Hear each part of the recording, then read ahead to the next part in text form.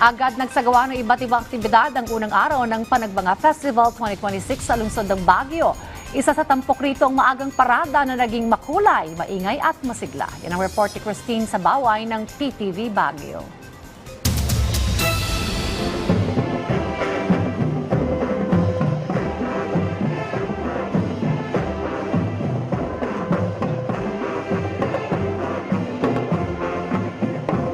Sa pagsisimula ng Panagbanga Festival 2026, muling ipinakita ng lungsod ng Baguio ang diwa ng pagkakaisa sa pamamagitan ng engranding parada sa opening day at mga seremonya na ginanap.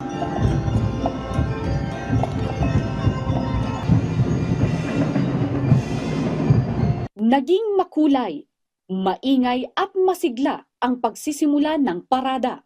Ipinakita ng mga kalahok ang kani-kanilang presentasyon at makulay na cultural performances.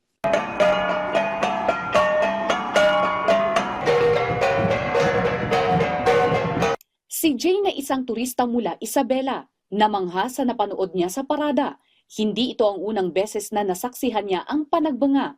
Lagi niya itong sinusubaybayan ng personal. Ay, magandang performance nila. Magandang performance nila. Nagsimula ang parada sa Upper Session Road na pinangunahan ni Vice Mayor Faustino Olowan, kasama ang iba pang opisyal ng lungsod at ang Baguio Flower Festival Foundation Incorporated. 6 na paaralan ang lumahok sa Drum and Lyre Dance Competition, habang 13 grupo naman ang kasali sa cultural performances.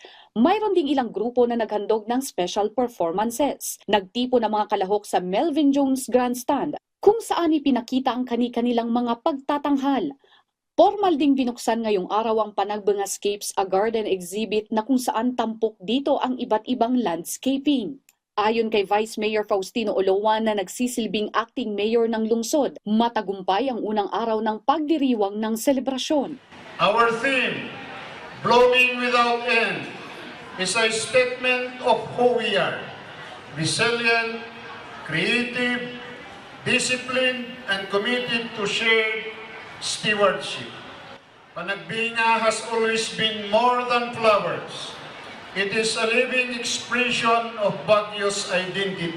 And may the spirit of Panagbanga blooming in every season, blooming in every generation, continue without end. Ayon kay Panagbanga Executive Committee Chief of Staff Evangeline Paino, simbolo ang Panagbanga Festival sa isang mahalagang milestone para sa lungsod. 3 dekada ng katatagan, pagbangon sa kabila ng pagsubok at patuloy na pagpapahalaga sa kultura.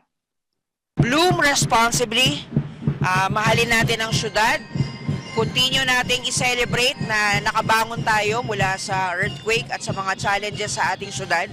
So inaanyayahan po namin lahat ng mga residente, let's enjoy the festivities. Lumabas po kayo ng bahay.